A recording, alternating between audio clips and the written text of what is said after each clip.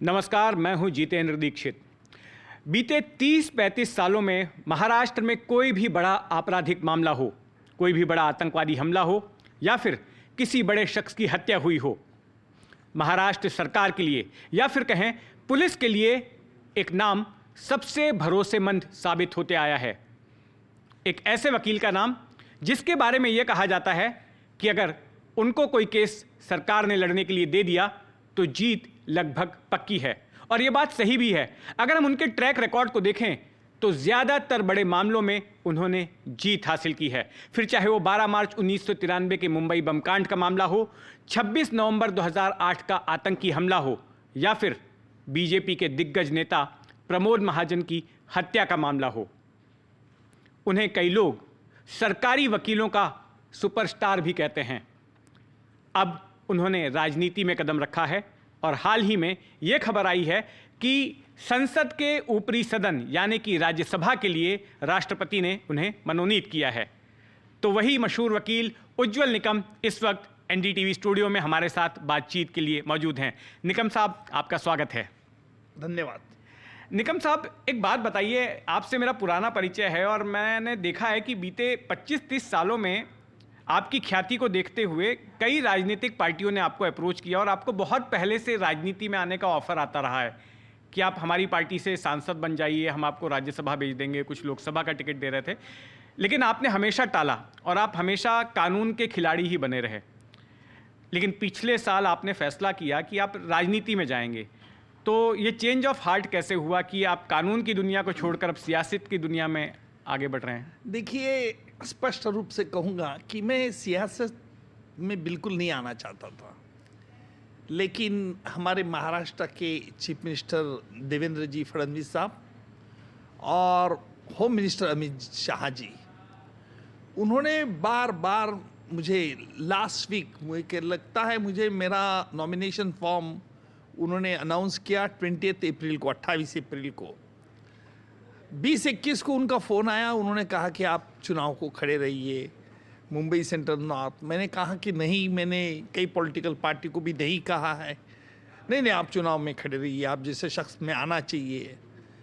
और फिर मुझे लगा कि चलो, इतना लोग ये कर रहे, हमें इंसिस्ट कर रहे, तो चलो चुनाव में उतरेंगे। और इसी वजह से मैं चुनाव में दुर्भाग्य से मैं 16-17-18 हज़ार मतों से कुछ गिर गया, पर मुझे उसका अफसोस नहीं लगता था।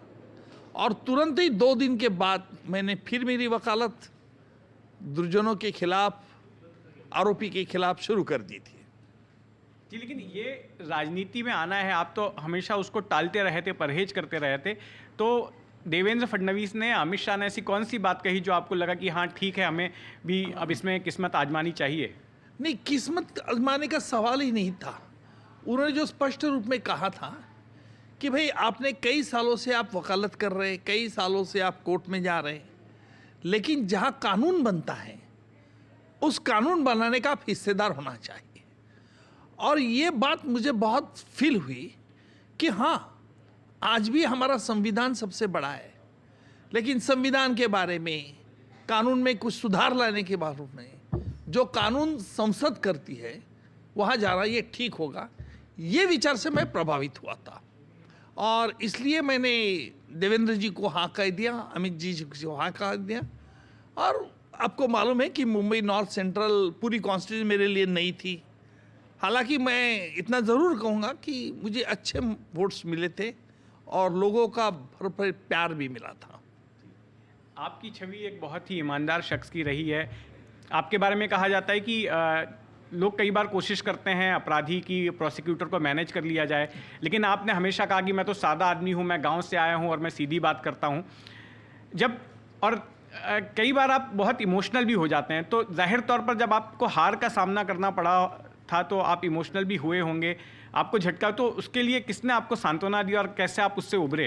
देखिए, ये बात ज़रूर है कि अगर सबूत होने के बाद भी अगर आरोपी की रिहाई कुछ टेक्निकल वजह से होती है, रीजन से, तो दुख तो ज़रूर होता हूँ। इमोशनल रहना ये बहुत बड़ी अच्छी बात रहती है, क्योंकि इमोशनल अगर आप रहे तो आप सुधार सकते हो, आपकी गलतियाँ कहाँ हुई, इन्वेस्टिगेशन में क्या खामियां थी और किस तरह से और प्रेजेंट करना चाहिए था। कई बार ऐसा होता है कि जज का, न्यायाधीश का जो ओपिनियन रहता है वो एक अलग रहता है, हमारा एक ओपिनियन अलग रहता है। हम कोशिश करते हैं कि जज को कन्विंस किया जाए ये मुद्दे पर, ये कानून ये कहता, लेकिन आखिर जज का ओपिनियन है, जज जजमेंट देता है। और कई बार जजमेंट, मुझे याद है कि एक जलगांव में मैंने एक केस चलाई थी, डबल मर्डर केस, 8 या 9 आरोपी थे, उनकी रिहाई हो गई थी, लेकिन मैंने हाईकोर्ट में अपील किया। 13 साल के बाद सभी आरोपी की रिहाई कैंसिल हो गई और उनको फीस वापर कस्टडी में ले गया। क्या यूज है इसे? 13 साल के बाद अगर अपील अगेंस्ट एक्विटल आता है, ये बहुत शर्मनाक बात है। आज आपके माध्यम से यह बात जरूर कहूंगा कि अपील अगेंस्ट एक्विटल जो है वो जल्द से जल्द हाईकोर्ट में डिसाइड नहीं होते, पेंडेंसी बहुत है। और इसलिए अभी तो मैं जा रहा हूं अपर हाउस में, तो जरूर मेरी ये कोशिश रहेगी हाँ। कि क्या इस तरह से प्रोसीजर मैकेनिज्म, हम जहां आरोपी की रिहाई छूट जाती होती है, कुछ वजह होती है। जज, देखिए, न्यायाधीश जो रहता है हमेशा छोड़ता, यानी वो सही छोड़ता ऐसा भी नहीं है, बिल्कुल, लेकिन सजा करता है, लेकिन सही सजा है ऐसा भी नहीं है। तो highest court has to weigh the evidence. बिल्कुल। तो हम उम्मीद करते हैं कि आप इस जुडिशियल रिफॉर्म्स की दिशा में भी जब आप जाएंगे ऊपरी सदन में, तो उस पर काम करेंगे। ये बताइए कि जब फ़ोन आया और आपने ही इस बात का खुलासा किया कि प्रधानमंत्री नरेंद्र मोदी ने आपसे पूछा कि हिंदी में बात करूं या मराठी में बात करूं, तो क्या आपको लगता है कि क्या उनके ऐसे पूछने के पीछे ये कारण था कि जो भाषा विवाद इन दिनों महाराष्ट्र में चल रहा था, हिंदी मराठी वाला, उसी की वजह से इन्होंने इस तरह का सवाल किया? आप मीडिया वाले ऐसा अर्थ निकाल रहे, मैंने तो कभी ऐसा नहीं कहा। देखिए, मैंने इतना ही कहा कि उनको मालूम है कि मैं मराठी आदमी हूं, और उसने चाहा कि मराठी आदमी को मराठी बोले। जब मैं कहीं कर्नाटक में जाता हूं तो शुरुआत में कन्नड़ी लैंग्वेज से शुरू करता हूं। जब केरल में गया था तो सुगम आनो यानी नमस्कार। तो इस तरह से भाषा कनेक्टिविटी ज़्यादा होती है। इसलिए हमारे प्रधानमंत्री मोदी साहब को ऐसा लगा होगा कि उज्ज्वल निकम एक महाराष्ट्रियन मराठी लड़का है, और मराठी आदमी होने के कारण उन्होंने मुझसे मराठी में बातचीत की। मुझे बहुत गर्व हुआ उस बात का कि हमारे प्रधानमंत्री भी अच्छी तरह से मराठी बोल सकते हैं। ये मेरे लिए बहुत अच्छी बात थी। अच्छा, आपका अपना निजी मत क्या है? जो सारा कुछ आपने देखा, हिंदी मराठी वाला विवाद, इस पर जो राजनीति हुई, आपका अपना क्या सोचना है इसको लेकर? देखिए, मेरा स्पष्ट मत तो ये है, जिसकी मदर टंग है उसका अभिमान तो रहता ही है, लेकिन किसी पर जबरदस्ती करना ये गलत है, ये मैं साफ कह रहा हूँ। दूसरी बात और एक है कि हमें अगर मराठी और उसके साथ साथ में अगर अलग लैंग्वेजेस आएंगी, हम अंग्रेजी तो सीखते हैं, अंग्रेजी तो आती है, हम ऐसा नहीं कहेंगे ना कि सिर्फ हम मराठी में बात करेंगे, अंग्रेजी में नहीं बात करेंगे। अगर जब मैं जलगांव में प्रैक्टिस करता था, मेरा पूरा स्कूलिंग एजुकेशन मराठी में हुआ था, तो जब बम्बई में बॉम्ब ब्लास्ट के लिए मेरी चुनौती आ गई तो एक मन में मेरा एक डर भी पैदा हुआ था कि भाई बम्बई में तो बड़े बड़े इंग्लिश बोलने वाले लोग होंगे, क्या मेरा मराठी मीडियम से पढ़ा हुआ लड़का क्या उससे मैच कर सके? लेकिन कॉन्फिडेंस तो वैसे इंग्लिश में भी बोलने हमें अच्छे लगे। तो ये कोई बड़ी बात नहीं है कि दूसरी भाषा सीखना बहुत गलत है, क्या कठिनाई आती है, नहीं, ऐसा नहीं है। नहीं, लेकिन जो इस तरह की घटना हुई कि अगर मराठी नहीं आ रही है तो जो पीटने की घटना हुई एमएनएस कार्यकर्ताओं ने, किसी ने भी गुनाह करना, ये पीटना मारना ये गुनाह होता है। और आपको तो मालूम है कि मैं सख्त कानून का विद्यार्थी होने के कारण इस प्रकार की गुनहगारी जो करता है उसके खिलाफ कानून अपनी एक्शन लेगा। तो मुझे लगता है कि एवरीबडी हैज़ अ फ्रीडम, किस लैंग्वेज में बोला जाए ये फ्रीडम है। हाँ, आप ये बात ज़रूर उसको कन्विंस करना चाहिए कि भाई आप यहाँ रहते हो, यहाँ काम करते हो, यहाँ बिजनेस करते, तो आप मराठी में भी बातचीत करो। तो इंटरेक्शन ये समझने कि किस तरह से आप कन्विंस करते, मैं कहूँगा ये कन्विंस करना बहुत इसी तरह अच्छी तरह से हम कोर्ट के सामने, न्यायाधीश के सामने कन्विंस करते, आर्गुमेंट करते। हम एक मोनोटोनस वॉल्यूम में नहीं करते, हम कभी आवाज़ की डेप्थ चढ़ाते, कम करते, ताकि न्यायाधीश भी हमसे कन्विंस हो सके कि भाई ये लीगल पॉइंट है, इसमें डेविएट क्यों होगा है। देखिए, जब कोर्ट कोई किसी मैटर का फैसला सुनाता है तो जज साहब तो विटनेस नहीं रहते किसी घटना को, लेकिन प्रोबेबिलिटी क्या है। मैं हमेशा मेरी जब दलील कोर्ट में पेश करता हूँ तो मैं खुद को सवाल करता हूं और कोर्ट को सामने पेश करता हूं कि सर अगर ये बात मान ली, ये आरोपी ये बात कह रहा है, तो क्या ऐसा नहीं हो सकता है? ऐसा नहीं हो सकता है। दो पॉसिबिलिटी, उसमें से कौन सी पॉसिबिलिटी ज्यादा प्रोबेबल है, जी। इस पर हम जाते जाते हैं। निकम साहब, आपने 12 मार्च 1993 का मुकदमा चलाया, भी आपने जिक्र किया, और मुझे लगता है कि शायद आपके लीगल करियर का सबसे बड़ा मुकदमा था वो, और उसमें आपने सफलता हासिल की। आपने 12 लोगों को उसमें फांसी दिलवाई थी, उनमें से एक पहले तो ट्रायल कोर्ट ने 123 में से तो 100 लोगों को दोषी पाया था। बिल्कुल, और उसमें से याकूब मेमन को फांसी के फंदे पे चढ़ाया भी गया। जी। उस पूरे ट्रायल से जुड़ा कोई एक ऐसा किस्सा, क्योंकि आप शुरुआत से जुड़े रहे, जो आपको आज भी याद हो और आपको लगता है कि... देखिए, मुझे एक याद जरूर है।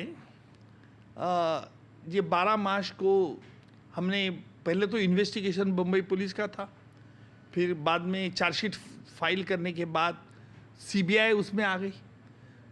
तो मुझे लगा कि जब एक संजय दत्त को जब कोर्ट ने सजा फरमाई थी, कोर्ट ने कहा कि यू आर गिल्टी और आपको इतनी साल की सजा हुई है, तो संजय दत्त तो जमानत में थे, वो घबरा गए। सर सर सर मुझे क्यों सजा, मुझे क्यों सजा? He lost his consciousness. और मुझे लगा कि इस तरह से उनकी बॉडी लैंग्वेज भी हिलने लगी। मुझे लगा कि इनको सदमा पहुंच सकता है, क्योंकि वो जमानत पे थे और कोर्ट ने कहा कि इनको कस्टडी में ले लो। तो ये सह नहीं पा रहे थे। He was not in a position to tolerate that wording. तो थोड़ा सा शेक हो गए।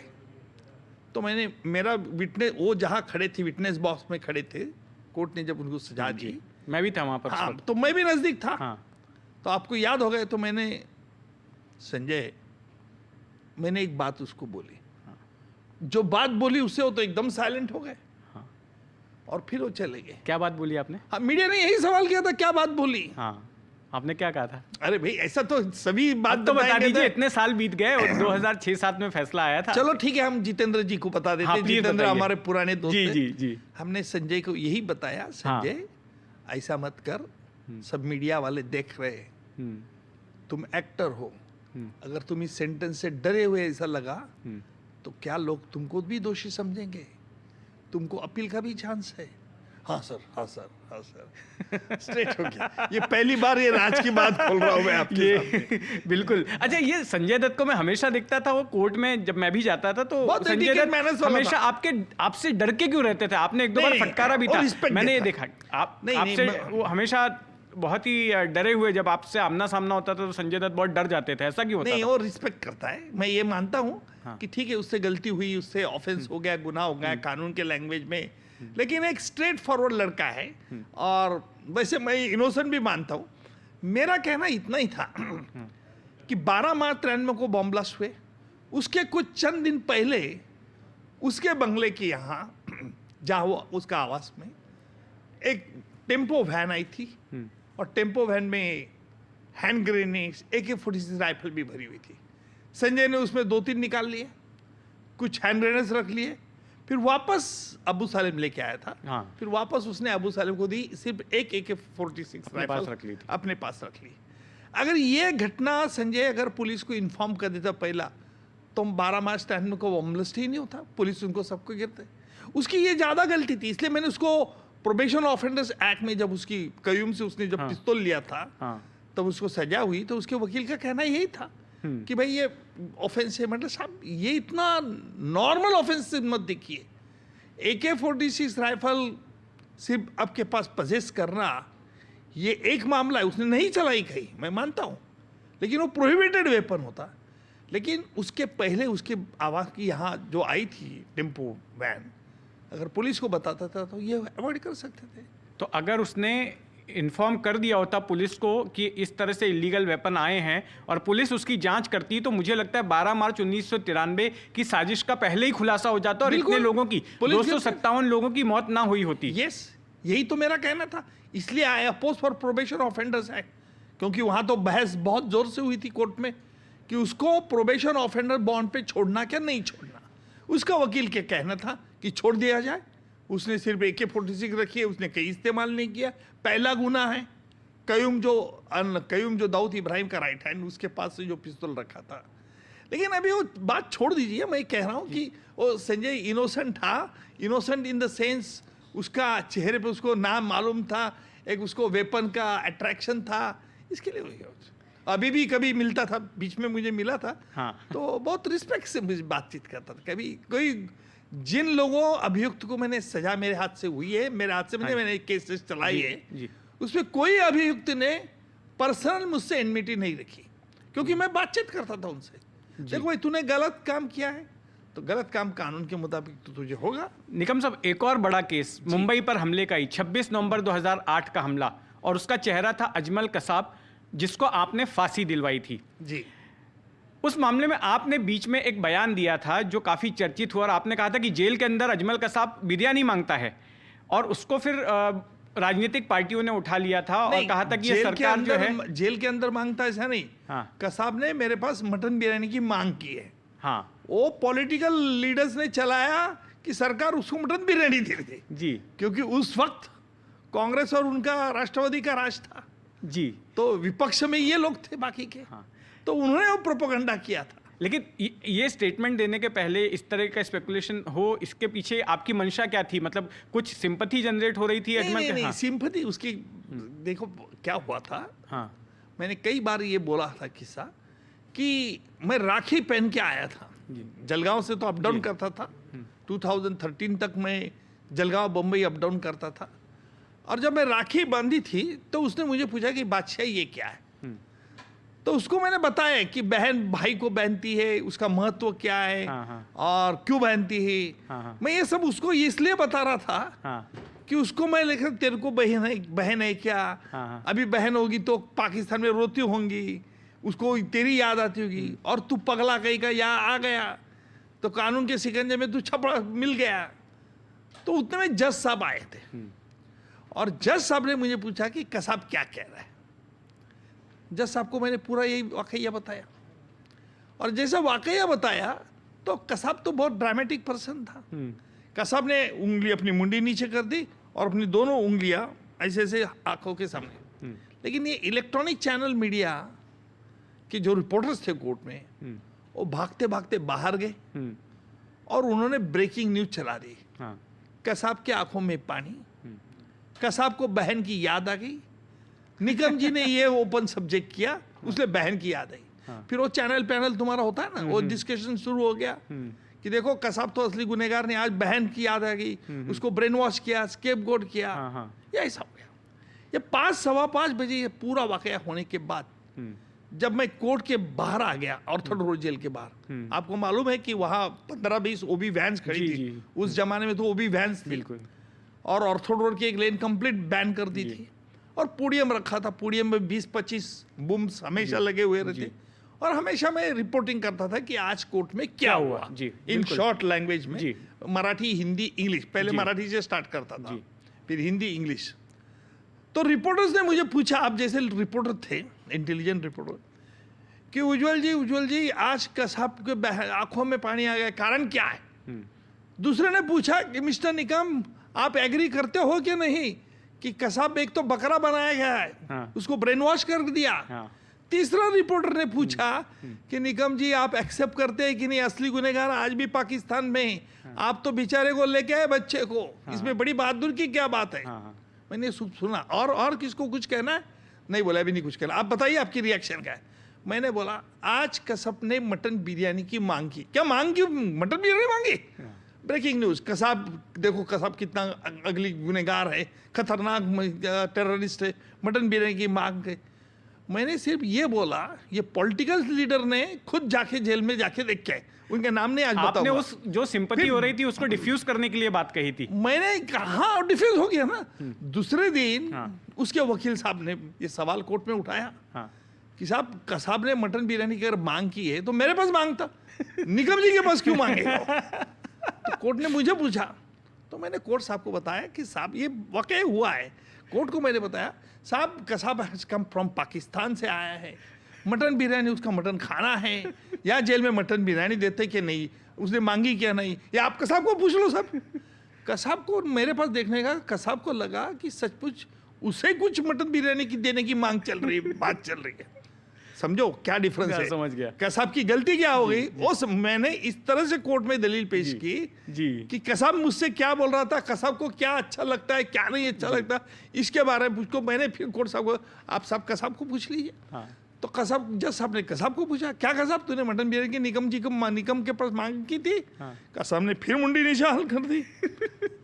तो अभी सिर्फ कसाब को मांगी थी क्या नहीं मांगी थी, ये सिर्फ कसाब को मालूम है और मुझे मालूम है। और हमारा कल्चर संस्कृति ये कहती है कि जाने वाले के बाद, मरने वाले के बाद कुछ उसकी बुराई करना अच्छा नहीं। जी सही बात है।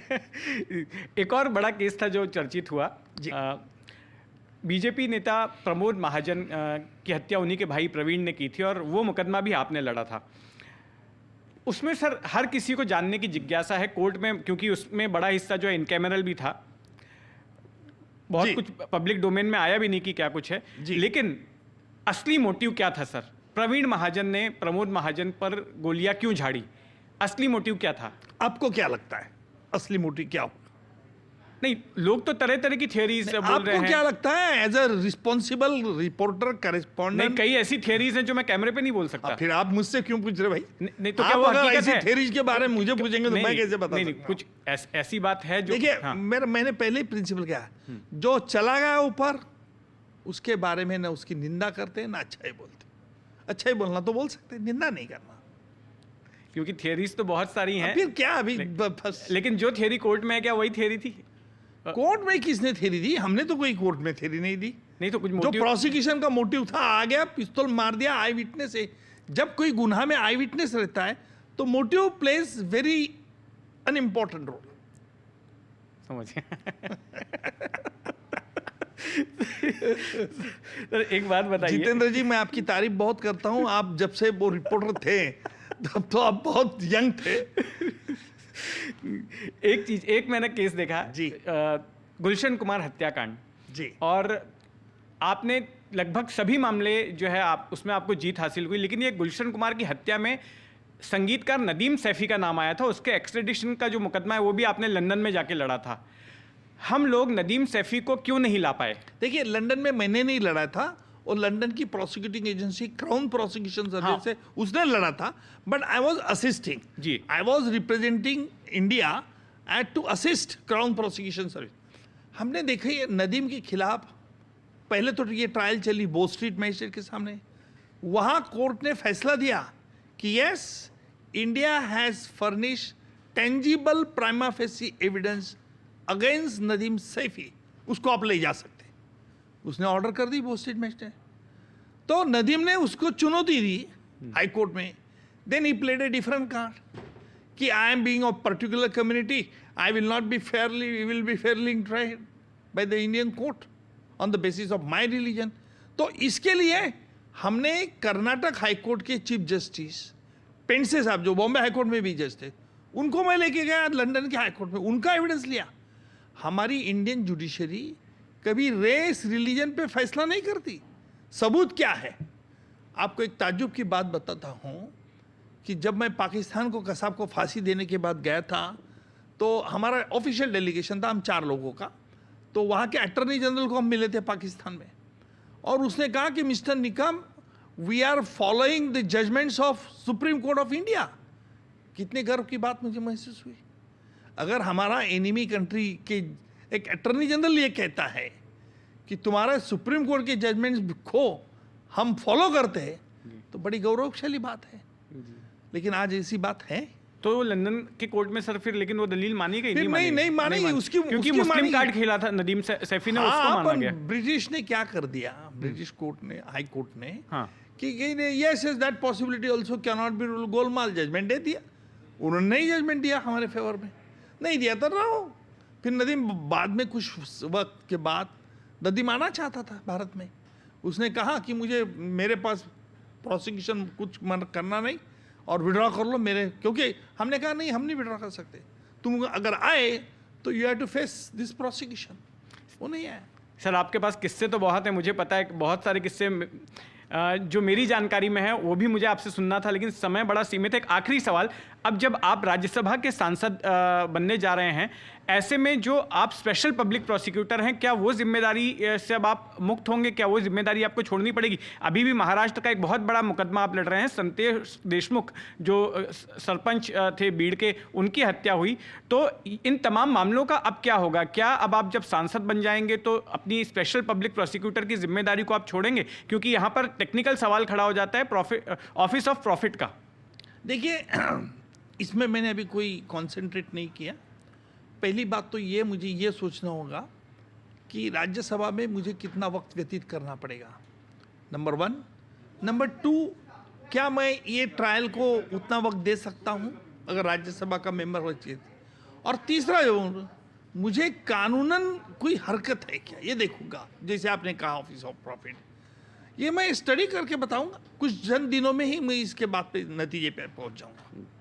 धन्यवाद उज्जवल निकम जी, हमारे साथ इस बातचीत के लिए, और आपको आने वाली नई जिम्मेदारी के लिए बहुत बहुत शुभकामनाएं। धन्यवाद, थैंक यू।